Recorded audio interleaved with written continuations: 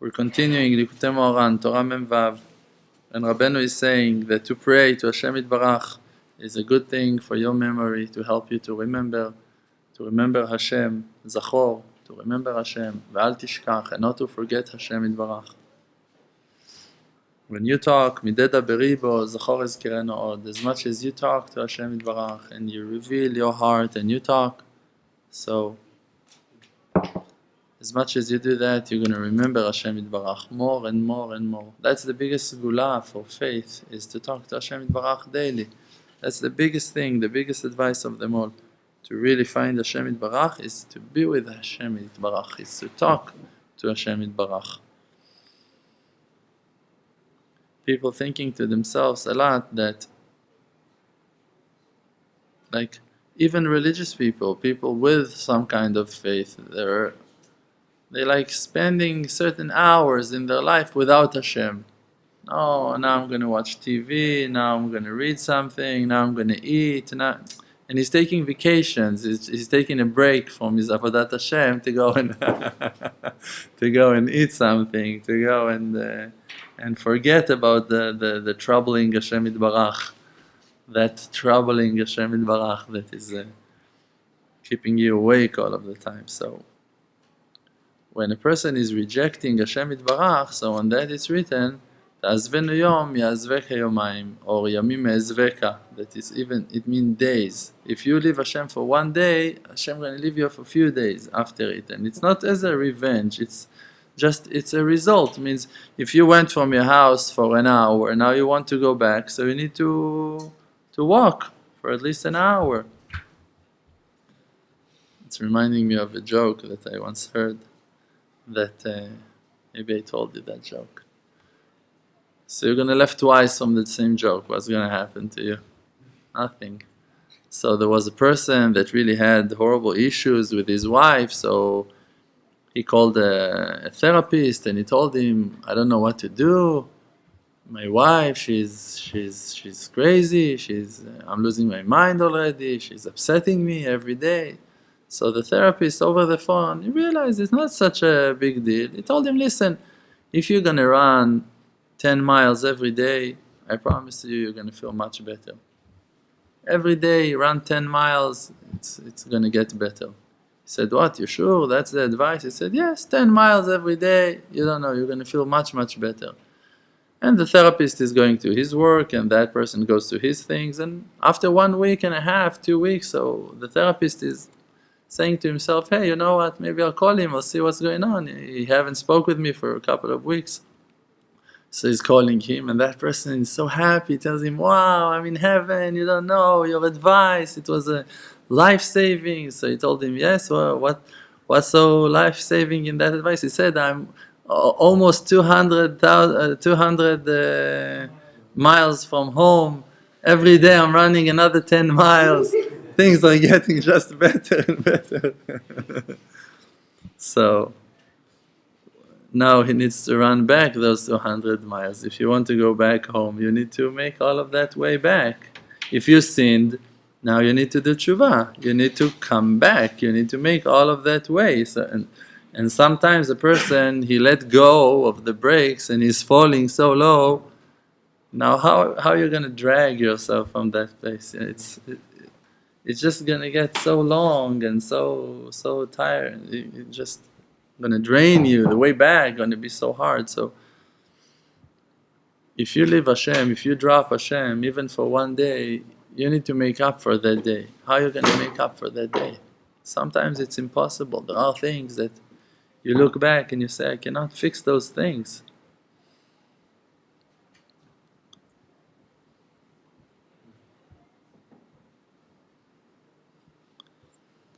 We spoke about it a little bit yesterday, that when a person is serving Hashem Yitbarach with his brain, with his mind, so a lot of times he cannot see the whole picture. He cannot really understand what's going on with him in Avodat Hashem.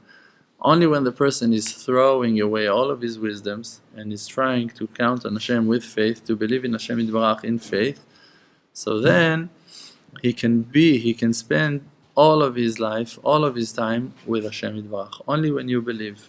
Why? Because the faith is in the nights, and in the nights, it's like the hours of darkness, the hours of lack of understanding, the confusing hours, the difficult hours. Those are the nights. Egypt, Mitzrayim, the narrow places, all kinds of exiles. So in those days, in those hours, you cannot see the light. I mean, you cannot see the supervision of Hashem. You cannot understand what Hashem Yitbarach is doing with you. How can it be that I'm maybe, and then all of the doubts are coming. Maybe Hashem left me. Maybe Hashem doesn't listen to me anymore. Maybe Hashem gave up on me, and all of those foreign thoughts that are based on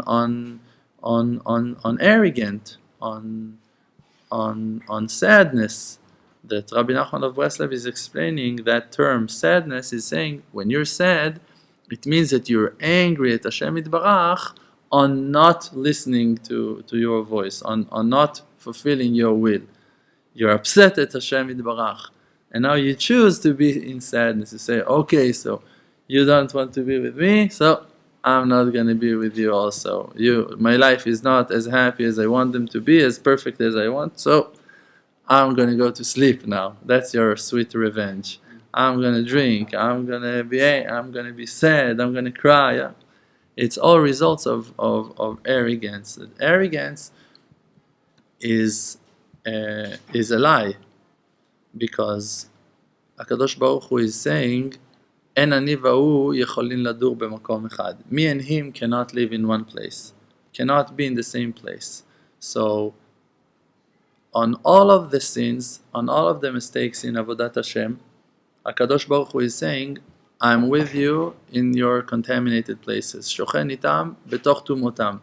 Even if you fell to lusts, to desires, to filth, to disgracing things, still Hashem Yitbarach is with you. Because Hu yada yitzrenu. He knows that you have your bad will, your bad desires. He knows that you're poor, that you're searching for love, for warmth, for some other things that will give you give your body a feeling of relaxation, of being calm and relaxed. So Hashem can understand your Yetzer Hara. But when the person is arrogant, when the person is claiming to have some kind of existence, that no, I'm important, no, you're going to respect me, no, I'm going to say the last, in those situations, Hashem Yitbarach is saying, me and him cannot be in the same place.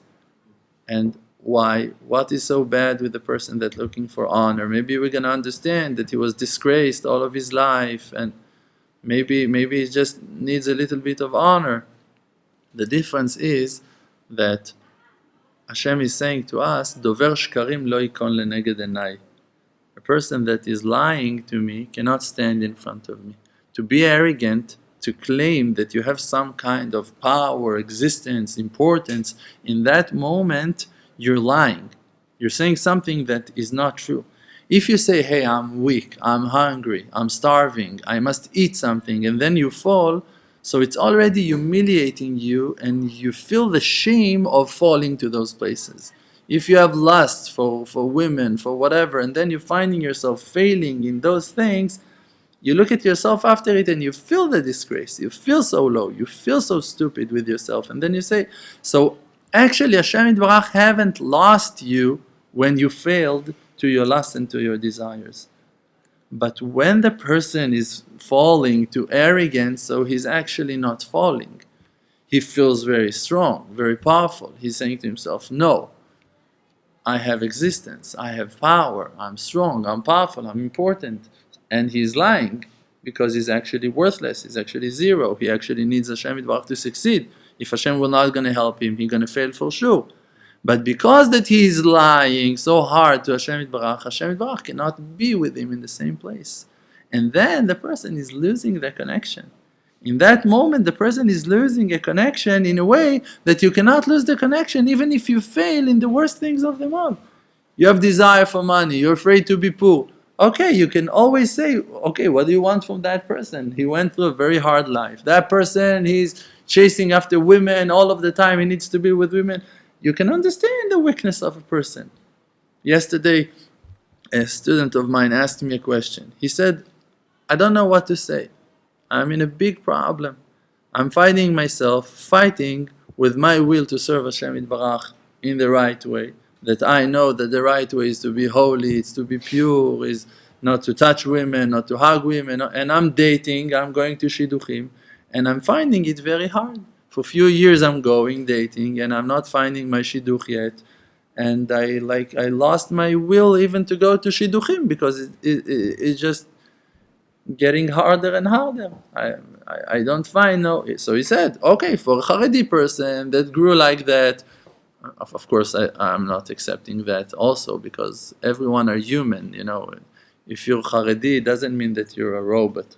You're Haredi, you're also human. Maybe you don't know how to express it, but you're human. So there is no real dividing between a person that is from birth to a regular person that is a Baal Teshuvah. Maybe he never felt something before, maybe he was never open to certain kinds of experiences, but it doesn't mean that he doesn't have that need. So he said, and I'm used to go and date and to have a romantic evening with a woman and to speak with her and to enjoy with her, and we can find ourselves holding hands or hugging or kissing or whatever. And for us, it's like it's normal. That's how I feel that if it's developing, if we're enjoying spending time, we miss each other, we want to meet again. So it's nice. But if I'm trying to walk in the right way, and that's the right way. That's how the right way is to be holy. It's to be parush. It's to be clean. It's never to touch a woman if it's not your wife, or whatever. And the yeshivish kind of education. And yes, you cannot say it's wrong. It's written in the most holiest books that you're reading. And this is the guiding. You cannot say that it's wrong. But what can you say to a bachur, to a guy that wants to get married, and he's trying, and it's not happening to him after 2 weeks of dating, or after 1 year of dating and putting all of his effort on staying holy and holding himself and strengthening himself and praying, and after 2 years, and I know guys that are trying to get married for over 20 years and it's not happening to them. So how are you going to deal with those situations? So the only way to deal with it is with courage, is really to admit that we have a problem here, and to talk with Hashem Yitbarach about the problem, and to understand that sometimes you can fall and you can fail, and it's not like you can stop it. You can want it not to happen to you, but maybe you're not really able to hold yourself in those situations. And even if you're going to say, but look, HaKadosh Baruch Hu is not putting a person in a test that he cannot stand in, and Hashem put me in a test and I failed. I'm going to tell you, even David HaMelech failed. And we don't understand what happened with David HaMelech, but do you think that you can understand with yourself what happened? Do you know for sure what happened with you? Can you understand your failure? Shlomo HaMelech also failed. A lot of righteous people failed. There was a huge righteous man. His name was Rabbi Avraham Abulafia. Rabbi Avraham Abulafia was a huge Mekubal. The Chida HaKadosh is mentioning his name in the book of the greatest righteous people, Sefer HaGdolim. And he was a giant. He was an amazing person, a very holy person that was so close to prophecy that only because that it's written that there is no prophecy in our days, we're going to say that he probably was not a prophet, but he saw visions, he saw Hashem Yitbarach, and that person was recognized as a holy, holy soul. And he is telling in one of the introductions to one of his books on the difficulties that he went through with his Yetzer Hara, that Yetzer Hara was failing him in Pgam Abrit Zera Lebatala. So now what you're going to say? We're not talking about the Bachur Yeshivah that is failing. We're not talking about some Baal Teshuvah that went from the clubs to the frum area. No. You're talking about a huge righteous man that the Yetzer Hara decided to tear into shreds, to pieces, to cut him, to make salads from him. and he's in a war. And the fact that he is confessing, and the fact that he's keep on working, and the fact that he's putting the effort on climbing up from those failures, that's his victory. His victory is not to fail. His victory is to stand up again after the failure.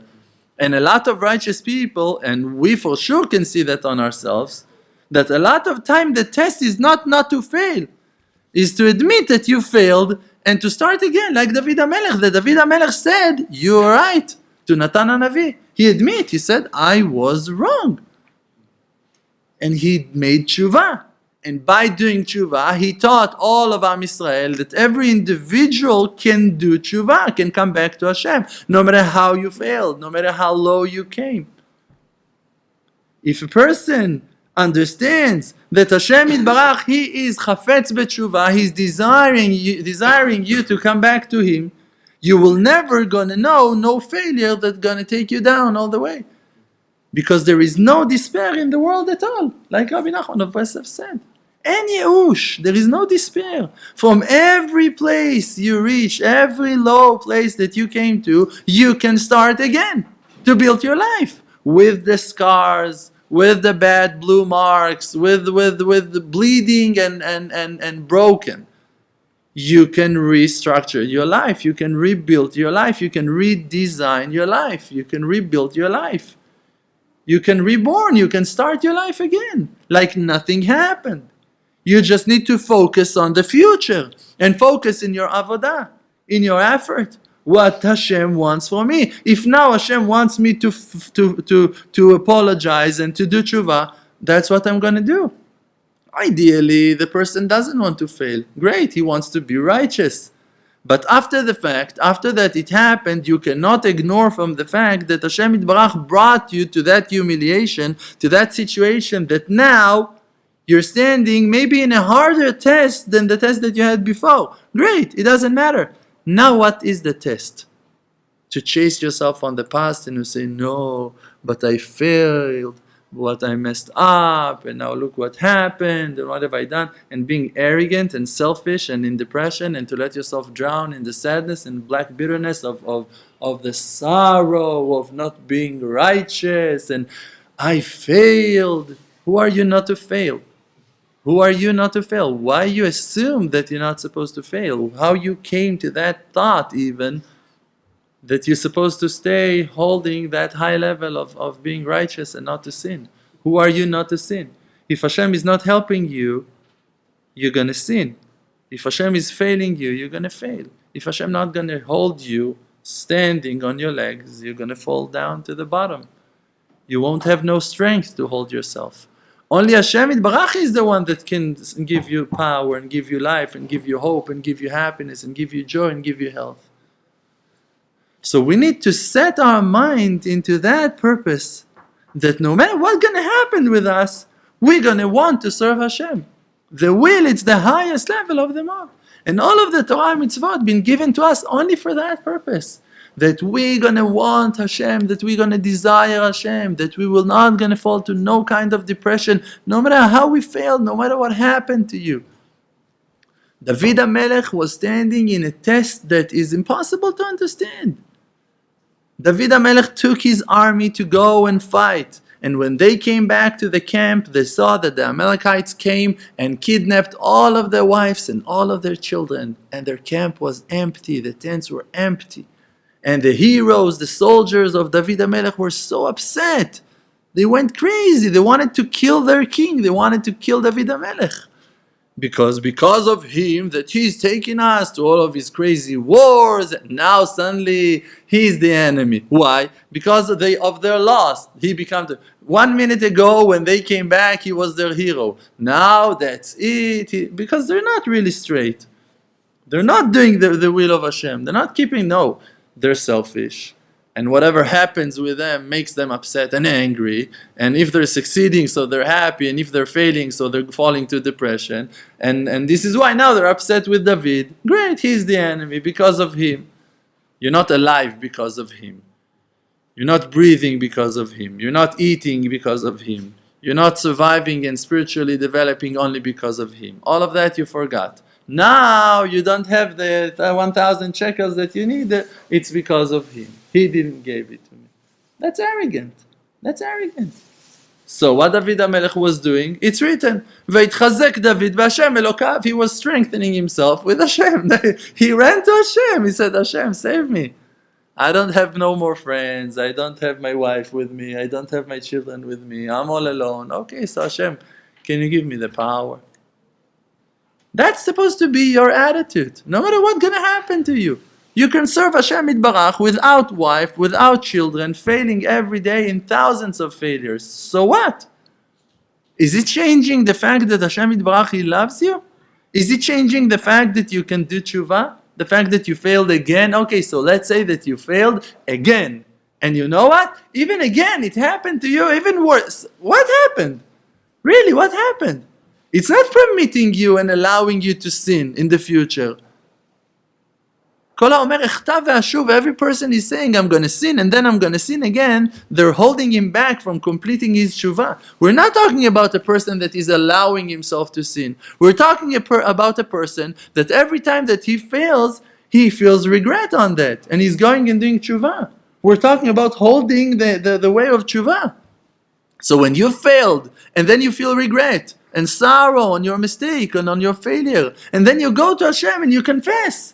And you say to Hashem, Hashem, I'm sorry. I'm not controlling myself. I'm losing my mind. I don't know what to do.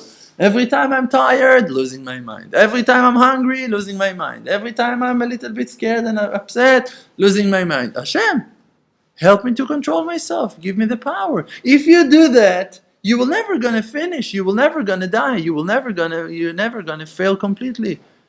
You're never gonna lose your hope. Because no matter where you are at, in the lowest place of all, Ata imadi, Hashem, you're with me. What it means, imadi, that you're helping me to stand up on my legs. Imadi, ma'amidi, helping me to stand up. Even if I'm broken on the ground, lying with my face to the ground. Ata imadi, you can make me stand on my legs. You can give me the power to stand up back on my legs and to make another step toward my teshuvah. And you don't know what's going to be your teshuvah. You don't know what really you need to complete, what really your soul needs to achieve. You don't know that. Rabbi Nachman of Breslev promised that HaKadosh Baruch Hu will not going to do that to him, to take one of his people before of his time. How are you going to know that you're one of his people? That you're going to have that guarantee, that amazing process, that Hashem will not going to take you from this world before you're going to complete your tikkun, before you're going to reach your time, before you're going to finish everything that you're in charge of, that you must complete. Rabbeinu said, it depends in the love.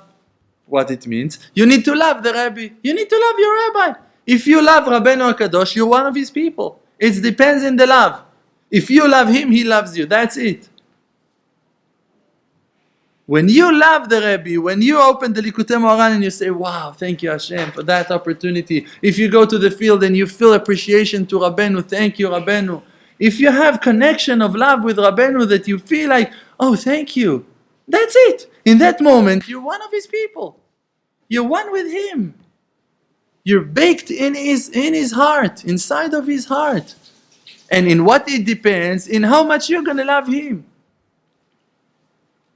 How I came to that place that Rav Shalom told me, you and I are connected in the heart, because I can testify on that. You can buy it or not, you can believe it or not. It depends in your faith in me.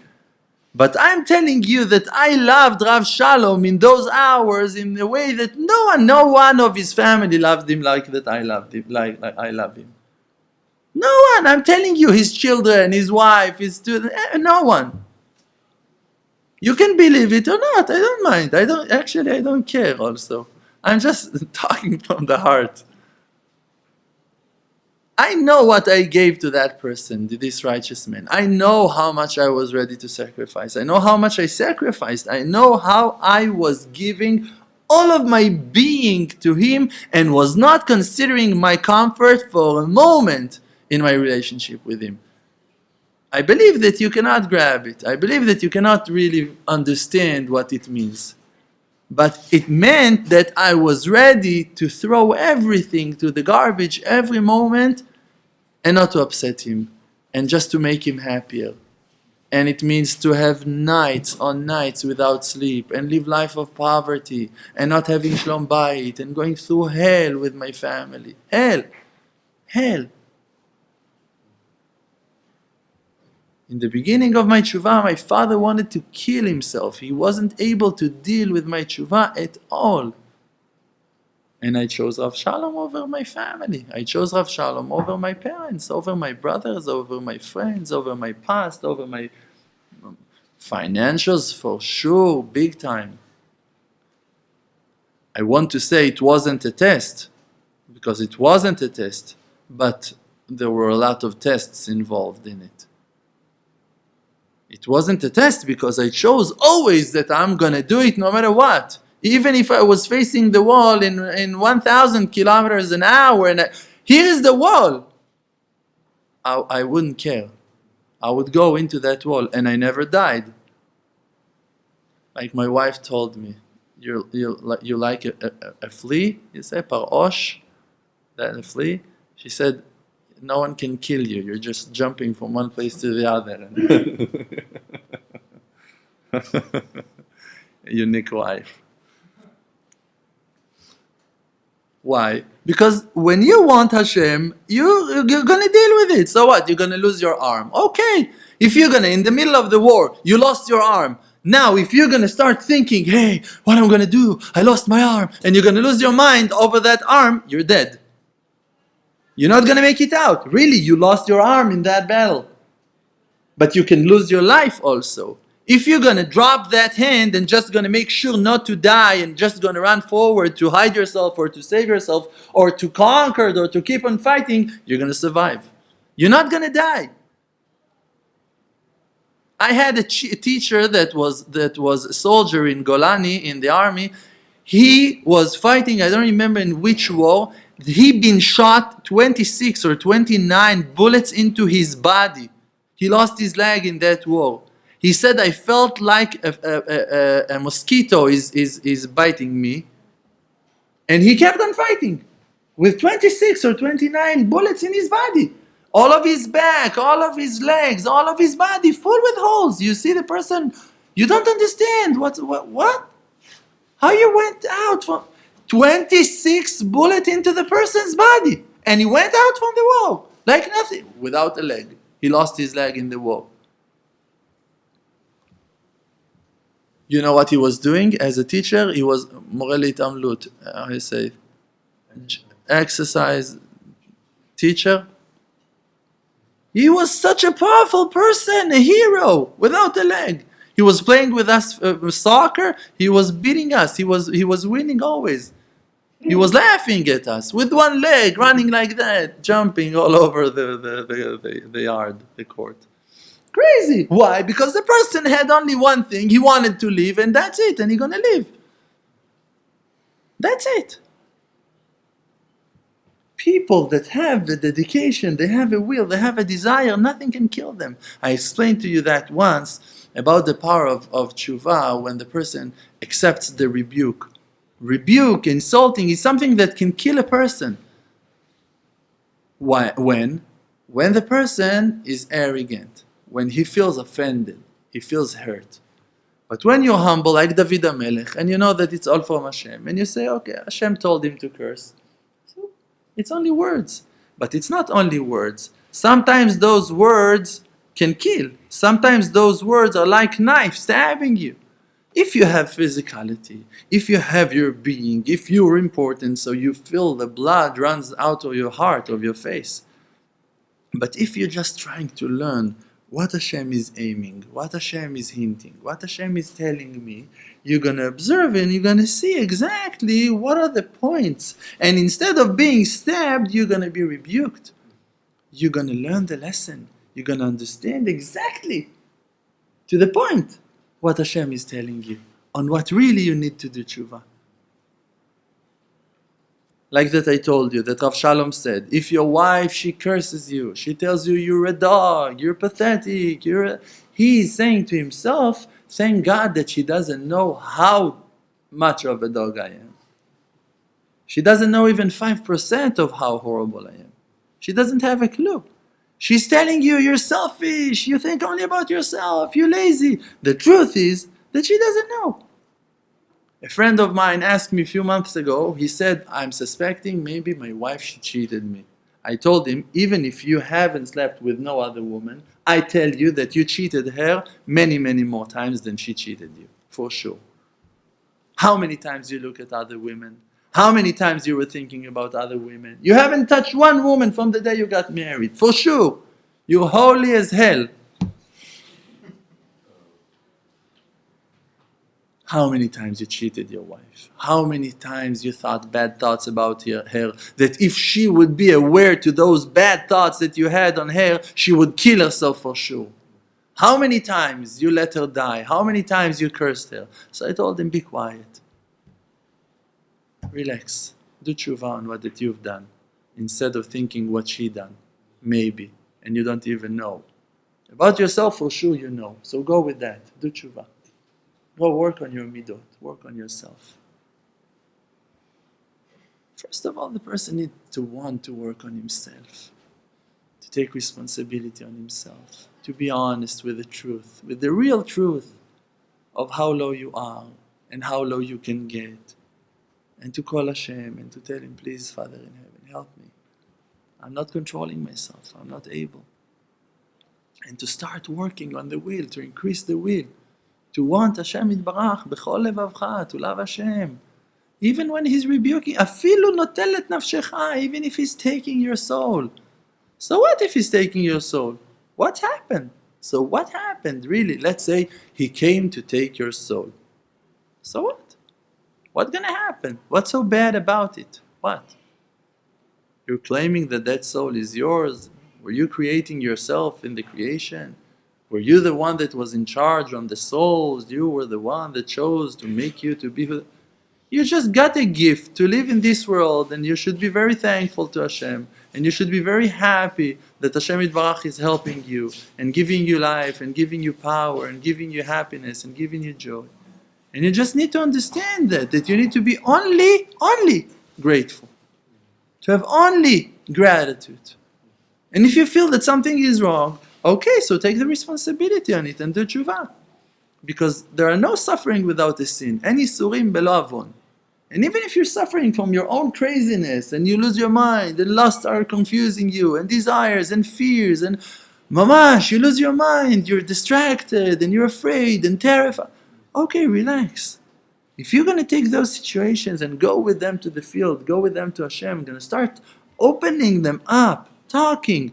Hashem, today when I checked my bank account, I lost my mind, Hashem. Again, today when I got that phone call from the landlord, Hashem, I lost all of my faith. That's the truth, Hashem.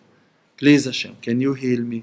Hashem, today when my wife, she told me ABC, I was losing my mind. I was so upset. I wanted to kill. I wanted to scream. I wanted to break. Hashem, why am I so crazy?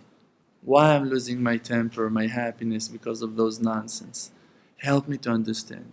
Were the things that she was saying to me so wrong? Was she so wrong? Really? I was so right, so right. What? Please, Hashem, can you help me to see the real picture? Not my imaginary world of how important I am and how I'm supposed to live life of comfort and respect and wealth. Can I see the truth? Can you help me to see the truth?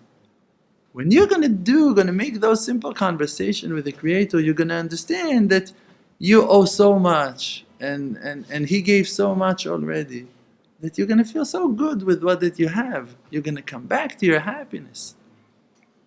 That's the difference between a person that is ungrateful to a person that have gratitude.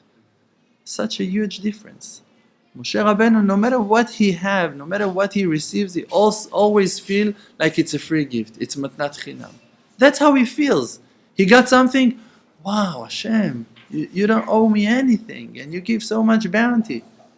For a regular person, he's now finishing learning half of a page, his wife is calling or something happens in work and needs to close the book, so he's all frustrated. What? I haven't finished my seder. Instead of feeling gratitude, of being able to want, just to remember that Hashem exists, Just to appreciate the fact that you learned 1 line, 2 lines, 3 lines today. You know how huge it is? How amazing it is? How wonderful it is? The thing that brings the green color to heaven is learning without understanding of the meaning of the words. That's what brings the grass and the color green to heaven. It's that kind of learning. Learning without understanding is growing the grass and bringing the green color to heaven, to the banks of the rivers in heaven, in the world to come. Learning without intention, learning without understanding. Even the learning that you learned in time of difficulties, in time of judgments. It's written, Torah shebe'af hisham dali. That Torah that I learned in time of judgments, that Torah that I learned in time of difficulties, that was the Torah that was standing for me, that was backing me up in time of crisis, in time of difficulty. That Torah, and not another Torah. I came once to Rav Shalom and I talked to him about it. I told him, I'm always on the run. I'm always on the way. I'm always running from one thing to the other. I don't have my schedules. I don't have my time to sit and learn like a normal, sane person. I don't have my chavruta. I'm just running to give a class, to run back home, to help my wife, help me with children. Yeah, and then running in the end of the month, in 2 days I need to cover 5 years of neglecting things and forgetting things. I need to fix it all in 2 days. And crazy life and teaching. And the most important thing, to go to Bat Yam to teach those guys at 10:30 at night. And driving with no fuel, with no gas, and driving dead tired, driving asleep back home and at 2, need to wake up at 6. Crazy life. And I told him, what's going to be with me? So he said, Torah shebe'af hisham dali. The Torah that you learned in times of anger, in time of judgments, that is the Torah that is establishing you on your legs, that giving you the stability. With that Torah you're stable. You think that those pages that you were learning, 5, 10 pages, and ate your sandwich before of the learning and drank your coffee, you went to the cafeteria, ate your sandwich, drank your coffee, finished your chavruta, said Birkat Hamazon, Mayim Achronim Chova, and all of the fancy stuff. You think that Torah, what is going to do for you? In that time that you were sitting like that, feeding your physical body and your spiritual amazing soul that you're 100% divided from and disconnected from, in those hours your brothers and sisters were drowning in the sea. In those hours that you were enjoying another page of Torah, another amazing Tosfot, in those hours people have been kicked out from their houses. What do you think Moshe Rabbeinu was doing if he would be you? He would go and help those people to find another apartment. He wouldn't sit and finishing another Masechta, I'm telling you. There's no doubt about it. Moshe Rabbeinu was sitting in a Beit Midrash learning Torah in the time that one Jewish family is being kicked out from their house in Yavne, in Ramat Gan, in Givatayim, in Beersheba, in Jersey. And Moshe Rabbeinu gonna sit, no, listen, I have to finish my Masechta before Rosh Hashanah. You cannot come to Judgment Day without another Masechta. That's Moshe Rabbeinu? That's Moshe Rabbeinu? It's disgusting. That's not Judaism. It calls Chassid Shoteh. It's a foolish Chassid. It's a fool. Full of himself. Arrogant. Stuffed with his own imaginations of how he needs to serve Hashem. Actually, he wants Hashem to serve him. Actually, that's what he's doing. Everyone need to serve him. He gonna sing Man Malke Rabbanan. Who are the kings? Rabbanan. So he appointed himself to be one of Rabbanan. Now everything is set. Now it's great. He is Rabbanan. He is a Talmid Chacham. No, the world cannot exist without his limud of Torah. And thank God, Baruch Hashem, Hashem knew how to choose his people that gonna bring down the bounty to the world. So now everyone owe him their Meiser money. because, because of me they have parnasah. So, and that craziness is taking him further and further and further and further, and the only thing that he's doing is being arrogant, and Hashem Yitbarach is saying, "En ani v'hu yocholim ladur b'makom echad." Me and him cannot be in the same place. Yes, you're great, you're amazing Talmid Chacham, just you don't have siyata dishmaya. You don't have help from heaven. Everything is good, just in the other side. Amazing temple, but for idols and not for Hashem. Amazing, fantastic temple. Amazing building. Amazing structure. Amazing garden.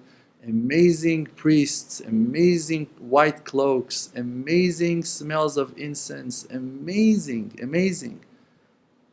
Just bowing to an elephant with 8 hands and legs. Okay, so it's kind of stupid. Instead of bringing all of that to Hashem Yitbarach and really aiming to the Creator, to the one that made the world, so you're idolizing yourself. You're bowing to yourself. And one lacking in your life is already kol ze eno shoveh li, it's not worthy.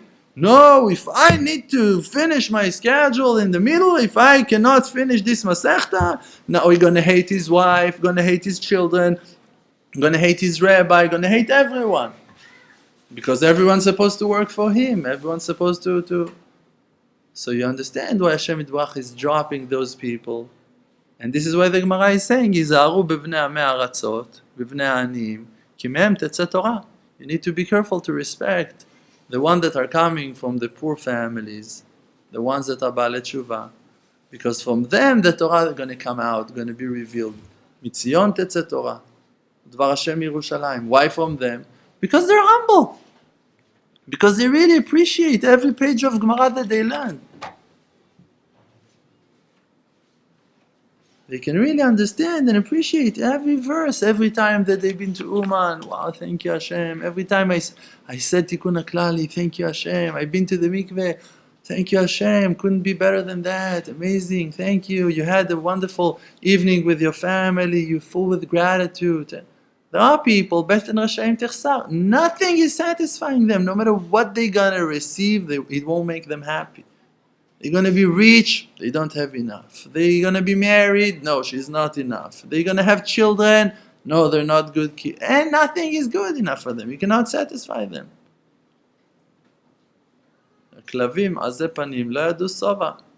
The dogs are rude, they don't know how to, they never feel full, they never feel like satisfied.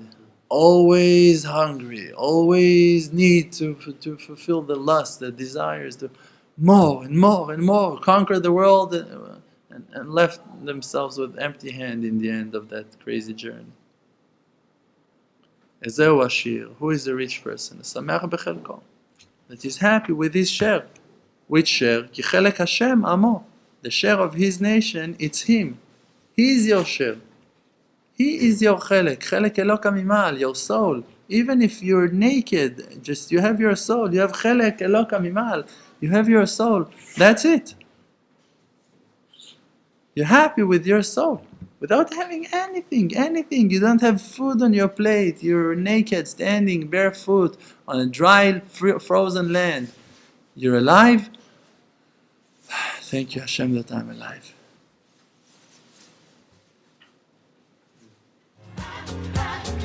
Staying alive. Staying alive.